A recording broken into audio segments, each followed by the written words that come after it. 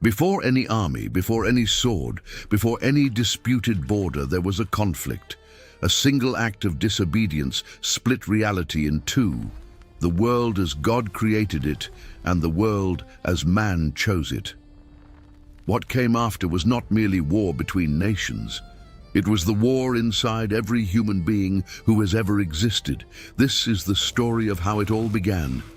To understand how war was born, you need to go back beyond the first battlefields documented by archaeology. You need to go beyond the first walled cities, beyond the first records of organized violence carved in stone and clay. You need to go to a place that appears on no physical map, but that the biblical text describes with a disturbing precision, the moment when perfection cracked for the first time. Not on earth, not among humans, in some plane of existence prior to all of that, in an environment where glory was the default condition and where, even so, something chose rupture. The book of Isaiah, in chapter 14, preserves a poetic fragment that describes a scene prior to the existence of the earth. A being created as the most glorious among all celestial beings, identified by the name Hallel, meaning son of the dawn or morning star, made a decision that would redefine reality forever. The text records 5 declarations of intent, 5 I wills that reveal the core of all rebellion. I will ascend to heaven, I will raise my throne above the stars of God, I will sit on the mount of assembly, I will ascend above the clouds, I will be like the Most High. 5 declarations. 5 acts of will directed against the established order. There were no armies yet, no weapons, no territories to conquer.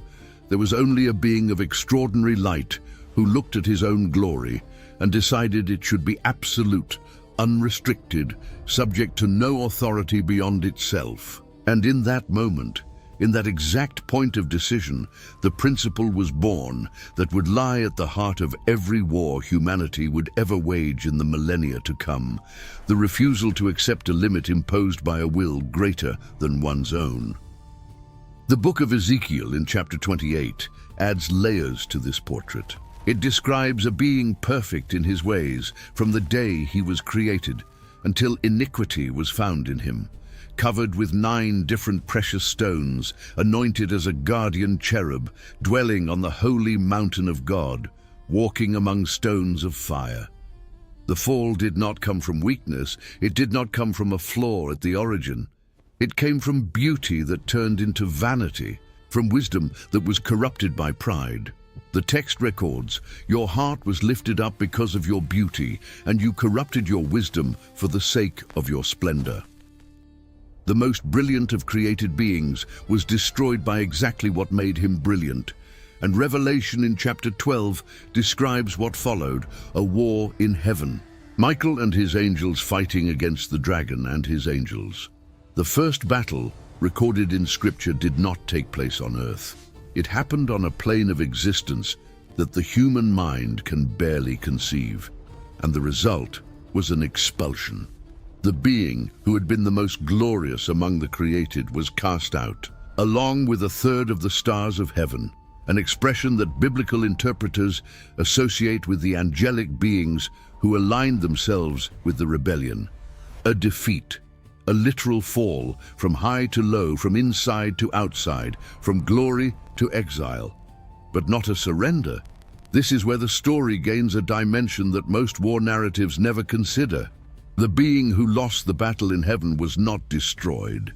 He was displaced, and a being with that level of intelligence, of knowledge about creation, of privileged access to the secrets of existence, and of experience accumulated in an environment of divine perfection, is not an enemy who disappears after a defeat. He is an enemy who recalculates, who observes, who waits, who identifies the next point of vulnerability with the patience of one who has nothing to lose and everything to regain. Genesis then begins with a creation that already exists under a tension invisible to the surface observer. The text records that in the beginning God created the heavens and the earth, and within that 6-day creative act, something is taking shape that will be the direct target of the conflict that has just occurred on a higher plane. God creates the light and separates it from the darkness. He creates the firmament, the seas, the dry land.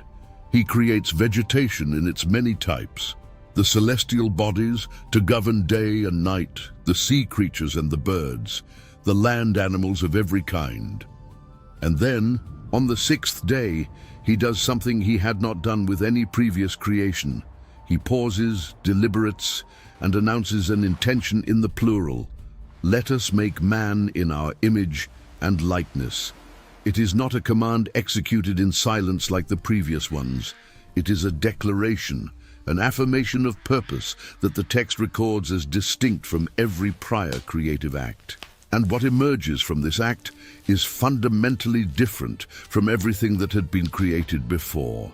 A being who carries, in a unique and non-transferable way, the mark of the Creator himself. Not merely biological life, not merely instinct and survival, but the capacity to reason abstractly, to create things that did not exist before, to relate in depth, to assign meaning to existence, to choose between alternatives with full awareness of the consequences. The human being is born with something no other earthly creature possesses, and with something that will make him simultaneously the most valuable target and the most important battlefield in the approaching conflict. The Garden of Eden, described in Genesis 2, was not merely a pleasant environment or a primitive park. It was a perfectly calibrated ecosystem to sustain the existence of beings created in the image of God. 4 rivers flowed from it, the Pishon, the Gihon, the Tigris, and the Euphrates, irrigating regions the text describes with geographic and mineral richness, good gold, bdellium, and onyx stone. The garden was located in Eden to the east and had been planted by God himself, not by natural forces operating over geological ages, by the Creator directly, with specific purpose. The text says that God made to grow from the ground every kind of tree pleasant to the sight and good for food, including the tree of life in the middle of the garden and the tree of the knowledge of good and evil, 2 objects of monumental importance placed at the center of the space, not on the margins, at the center, visible, accessible, present in the daily existence of Adam from the very first day. This matters because it reveals something about the original design. The choice was not a hidden trap. It was a declared and transparent reality. God did not conceal the forbidden tree. He placed it in the constant field of vision of human beings precisely because genuine love, that which God wanted as the foundation of his relationship with his creation, only exists where the real possibility of rejection also exists. Adam was placed in the garden with a clear and twofold function, to cultivate and to keep. 2 verbs that in the original Hebrew carry considerable weight. The verb translated as cultivate, abad, implies dedicated service, committed work, the kind of attention that transforms an environment over time. The verb translated as keep, shamar, implies active vigilance, deliberate protection, preservation against threat. There are scholars who argue that the very instruction to keep the garden suggests that there was something from which the garden needed to be protected, that the presence of a potentially hostile agent was not unknown to the original design, and that Adam had been equipped and instructed to deal with it. The divine instruction was direct and generous. You may eat from every tree in the garden. Every tree. Abundance was the default rule. With a single exception, the tree of the knowledge of good and evil was off limits, and the reason given was clear. On the day you eat of it, you shall surely die. Not because knowledge was intrinsically evil, but because there was a specific moment, a specific way, and a specific authority through which that knowledge was to be obtained, and taking by one's own hand what should have been received as a gift at the right time and in the right way was exactly the principle of rebellion that had destroyed Hellel on the celestial plane. God also observed something about the human condition that no previous creation had raised as a concern. It is not good for man to be alone. And he created Eve, drawn from the very substance of Adam, not from the dust of the ground as he had been, but from his side, from his flesh, from his bone. An operation described with an intimacy that the text preserves carefully. Adam recognized her immediately, bone of my bones and flesh of my flesh. The text then records a sentence that carries a weight that only appears later. In contrast, both were naked and were not ashamed. A condition of total transparency. Vulnerability without fear. Existence without the need for defense, disguise, or performance. The original peace was not merely the absence of external conflict. It was the presence of a complete internal integrity, where what you were and what you showed yourself to be were the same thing at no emotional cost whatsoever. And then, in chapter 3 of Genesis, the serpent entered the scene. The initial description the text offers is often read too quickly. The serpent was more crafty than any other beast of the field that the Lord God had made. Crafty. In Hebrew, arum, the same root as the adjective translated as naked in the previous verse. The human beings were naked, arumim, and the serpent was crafty, arum. The text is creating a linguistic connection even before the conversation begins. The innocent nakedness of the humans and the calculated craftiness of the serpent are about to meet in a way that will completely transform the meaning of both. The serpent's strategy in Eden is, from a tactical standpoint, a study in refined manipulation that anticipated by millennia what modern psychology would describe as social engineering.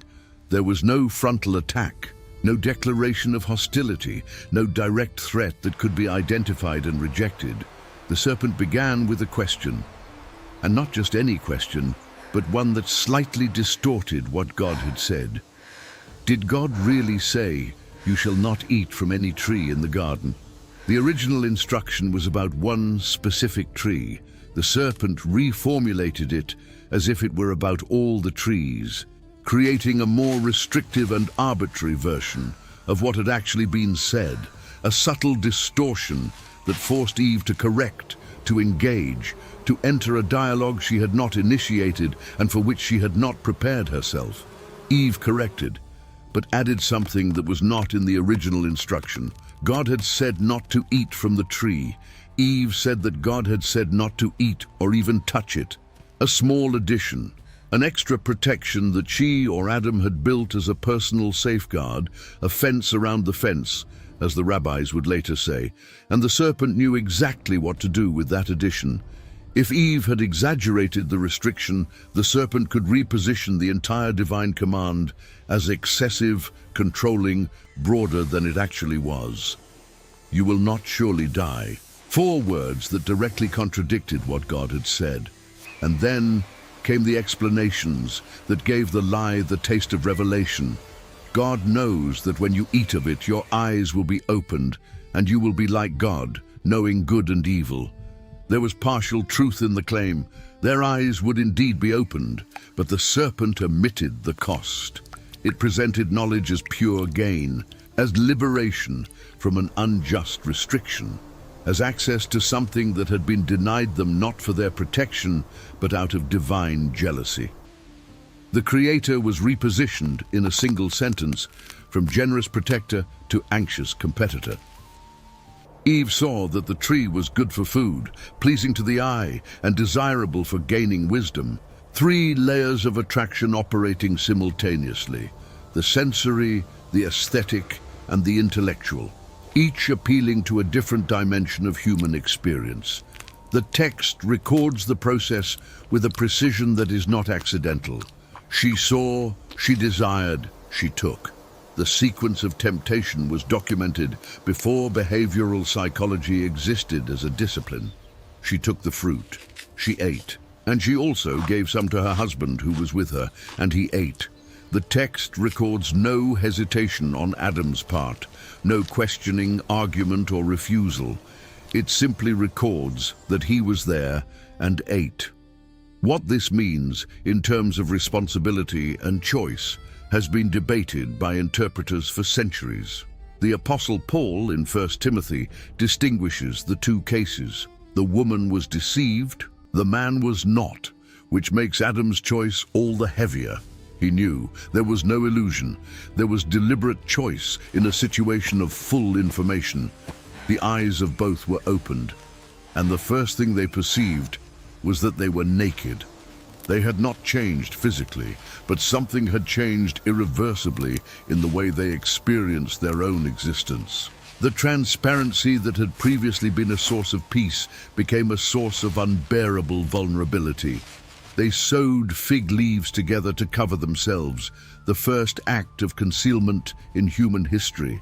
The first instinct to hide what one is, to build a layer between the inner self and the external gaze, a reflex that humanity would never lose. When they heard the voice of God moving in the garden in the cool of the day, they hid among the trees. The same garden that had been the environment of fellowship and shared work became, within hours, a place of flight and fear.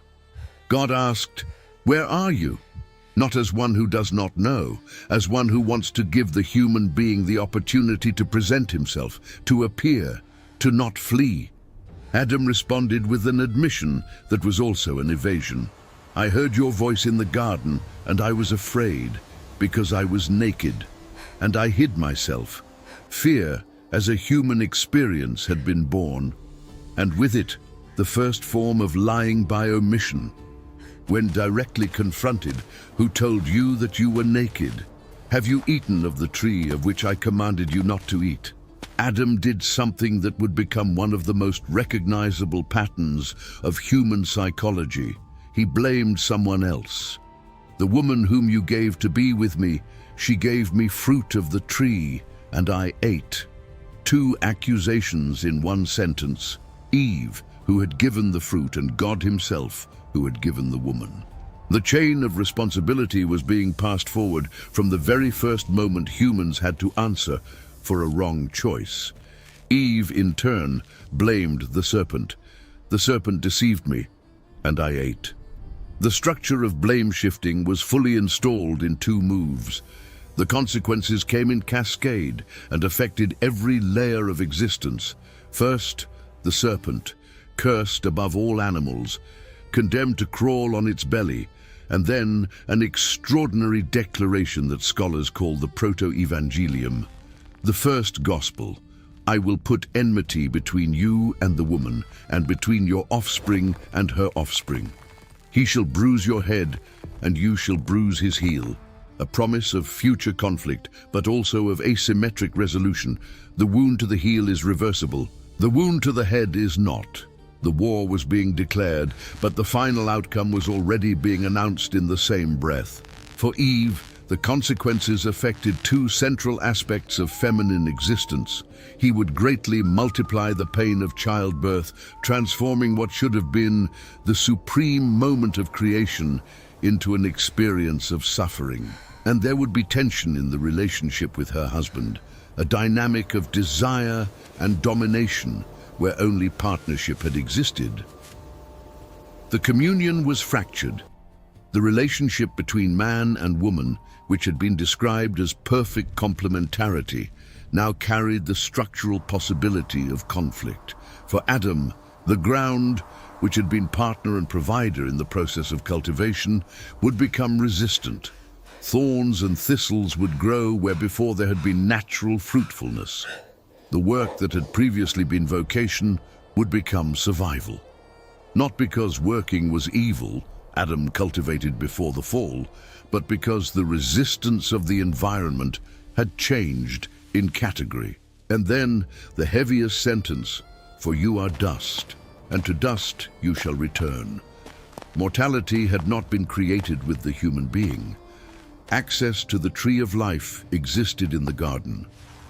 Death was introduced not as arbitrary punishment, but as the logical consequence of separation from the source of life. The expulsion from Eden was carried out with a precision that the text describes with few but striking details. Before expelling them, God made garments of skin for Adam and Eve, which implies that some animal was killed to cover them. The first shedding of blood recorded in the biblical text was not human. It was the blood of an animal used to cover human shame, a pattern that would run through the entire Old Testament narrative. The blood of an innocent being used to cover the guilt of another.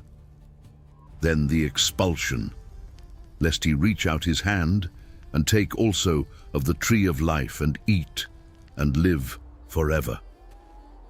Cherubim were positioned to the east of the garden, along with a flaming sword turning in every direction, guarding the way to the tree of life. The garden was closed, and the world that existed on the other side was fundamentally different from everything the first two humans had ever known. Chapter 4 of Genesis records what came immediately after, and the progression is brutal in its speed.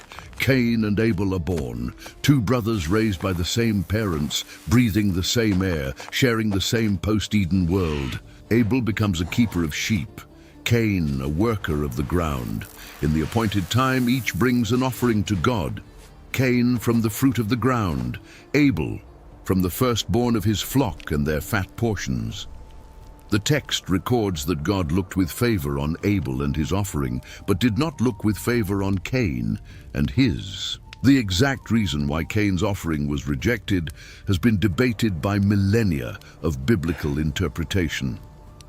The New Testament in the book of Hebrews says that Abel offered his sacrifice by faith, suggesting that there was something in the disposition of the heart that distinguished the two offerings beyond the material itself. Other interpreters point to the fact that Abel brought the firstborn and the fat, the best, while the text about Cain simply says from the fruit of the ground, without qualification. Regardless of the specific interpretation, the result is recorded with clarity. Cain was very angry and his face fell. A combination of anger and depression that the text records as a visible, external, readable state on the face itself. And God, before any action was taken, spoke directly to Cain. "Why are you angry, and why has your face fallen? If you do well, will you not be accepted? And if you do not do well, sin is crouching at the door. Its desire is for you, but you must rule over it." A direct warning, without equivocation. An explicitly offered window of choice. The text is unambiguous. Sin was at the door, not yet inside Cain, at the door, waiting, desiring like a predator that recognizes the moment of vulnerability in its prey. And Cain was informed of this before any action. The choice was his. Cain chose not to rule over what was at the door. He spoke with his brother Abel, and when they were in the field, Cain rose up against Abel and killed him. The first human death in history, the first murder, the first bloodshed between beings of the same species by the hand of someone from the same family, in an open field where no human witness was present. There were no armies, no military strategy, no disputed borders. There were two brothers in a field and an unmastered rage that found a definitive and irreversible outlet. God's question to Cain echoes with an irony the text clearly intends. "Where is Abel, your brother?" Cain responded with what is perhaps the most cynical sentence recorded in Scripture. "I do not know. Am I my brother's keeper?" The same verb, shema, to keep, that had been given to Adam as his function in the garden. You were created to keep, to watch, to protect. And the question about his brother, answered with contempt and denial, was precisely about that rejected responsibility. The function for which the human being had been designated to keep was ironically invoked as absurdity by the first murderer in history. Abel's blood cried out from the ground. The earth had absorbed what it should not have absorbed, and the text records this as a voice. The soil heard, the soil witnessed, and the soil cried out. The curse upon Cain was even more severe than that of his parents. The ground, which had received the blood of his brother, would no longer yield its strength to him. Cain would become a fugitive and wanderer on the earth. And Cain's response revealed something already installed in the post-fall human psyche, the fear of suffering what he had inflicted on another. Whoever finds me will kill me. The cycle of violence in its very first moments was already projecting its own patterns into the future. Whoever kills fears being killed. Whoever wounds anticipates being wounded. God placed a mark on Cain to protect him, a detail that readers frequently pass over. The same God who had cursed Cain for his crime also protected him from an even greater violence. A tension that runs through the entire biblical narrative, judgment and mercy operating simultaneously, often in the same act, upon the same person. Cain went to the land of Nod, which in Hebrew means wandering, and built a city. The first urbanization project recorded in Scripture was born from the exile of a murderer, an irony that the text does not comment on, but leaves visible for those paying attention.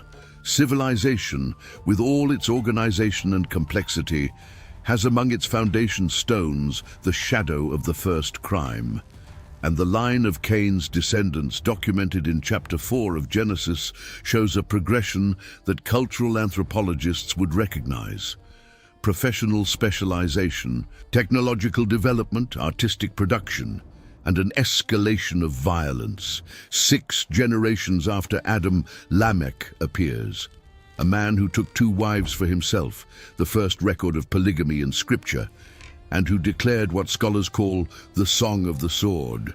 I have killed a man for wounding me, a young man for striking me. If Cain's revenge is 7-fold, then Lamech's is 77-fold. Analyze the progression. In Cain, violence was an act of rage that generated fear, guilt, and flight. In Lamech, 6 generations later, violence had become matter for celebration in the form of a song, declared to his wives as proof of power. The vengeance that had been reserved to the divine sphere was being claimed as a personal right and a badge of honor. In 6 generations, violence had ceased to be a crisis and had become a culture. Chapter 6 of Genesis describes the state of humanity a few generations later, with language that archaeologists would compare to their own records of the first periods of large-scale organized violence. The earth was corrupt in God's sight and filled with violence. There was no regional exception, no pocket of peace. It was the general condition of human civilization. The text uses the Hebrew word Hamas, which means violence in its broadest sense, encompassing oppression, injustice, and physical brutality, to describe a reality that had become systemic and structural. And then the text records the divine assessment. God saw the earth, and behold, it was corrupt, for all flesh had corrupted their way on the earth. The chapter also mentions the Nephilim, beings described as giants on the earth in those days, sons of God who united with the daughters of men, figures that biblical interpretation has debated for centuries without total consensus. What the text records without ambiguity is the environment they inhabited, an era of normalized violence where brute force defined hierarchies and where the most powerful imposed their will on the weakest without moral or legal restraint. In this context, the flood. 150 days of water covering the face of the earth. Only 8 people, Noah, his wife, his 3 sons and their wives, surviving in a vessel whose dimensions the text specifies with precision. 300 cubits in length, 50 in width, and 30 in height, equivalent to approximately 133 meters in length, 22 meters in width, and 13 meters in height. A vessel of a scale comparable to large historical ships, with capacity to accommodate representatives of each animal species in quantities sufficient to ensure the continuity of terrestrial life. The water receded, the earth dried, Noah came out of the ark, and the first recorded act was an altar and an offering, a deliberate attempt to re-establish the vertical relationship that had been damaged in Eden. God established a covenant, represented by the rainbow, with the promise that he would not destroy the earth by water again. And then he added something new to the code of human coexistence that had not been given before. Whoever sheds the blood of man, by man shall his blood be shed. For God made man in his own image. The prohibition against murder was institutionalized as law. The value of human life was grounded in the very nature of the human being as a bearer of the divine image. And then humanity began again, with a law, with a covenant, with a visible promise in the sky every time it rained.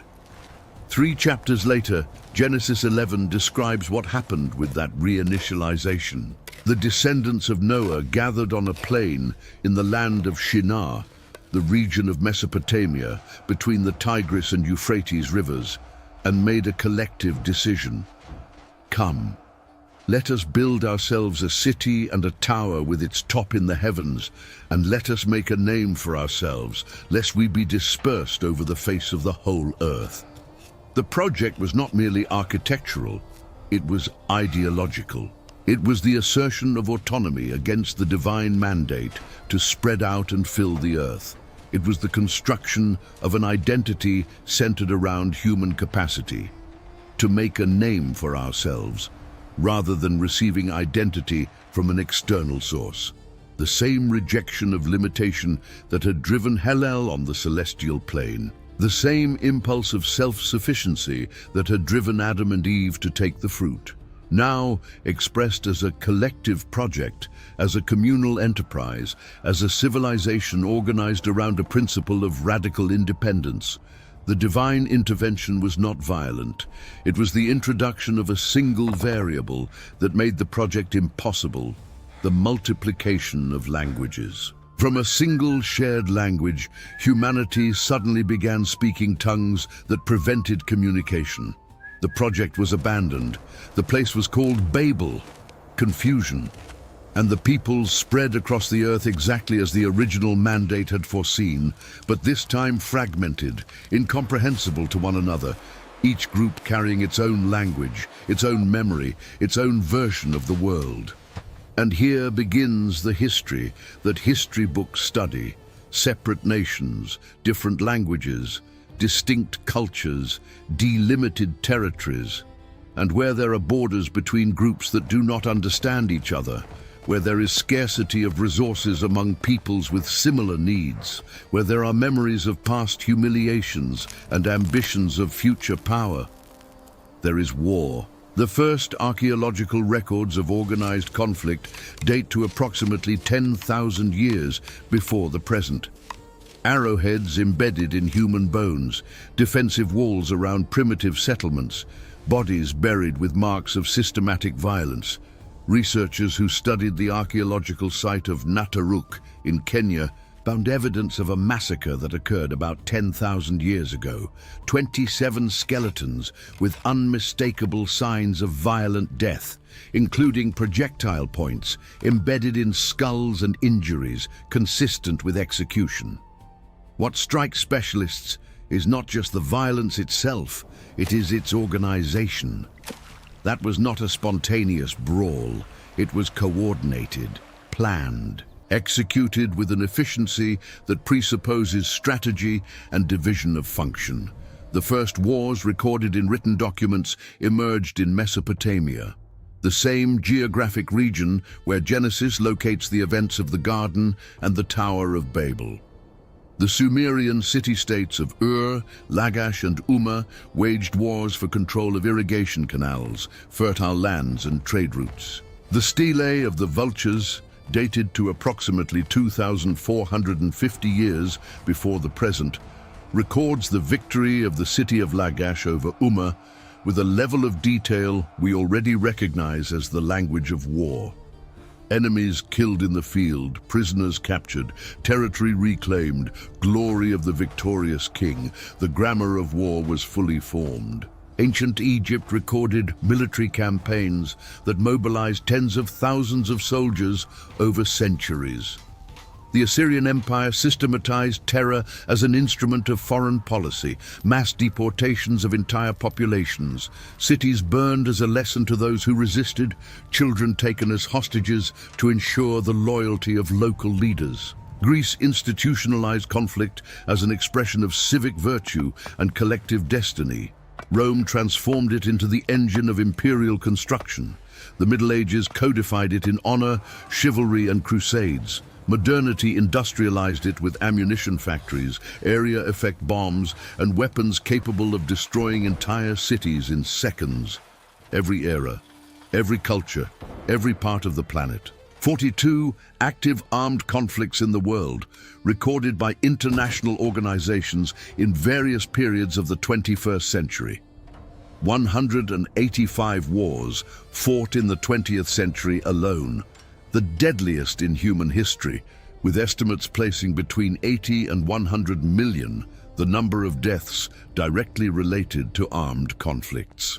Technology that advanced from the bronze sword to the intercontinental ballistic missile, but whose function remained the same: to impose the will of one group upon another through the threat or application of force. The same pattern, expressed in different languages, justified by different ideologies: nation, race, religion, class, access to resources, balance of power. Prevention of threats, executed with radically different technologies, but always recognizable as a descendant of the same original impulse: the refusal to accept a limit, the rejection of external authority, the certainty that one's own will, or the will of one's own group, should prevail over any other consideration. What Hillel declared in 5 affirmations: I will ascend, I will raise, I will sit, I will ascend, I will be, is the same structure that drives every declaration of war in human history. My will, my territory, my power, above any established order. The first war was not waged with weapons.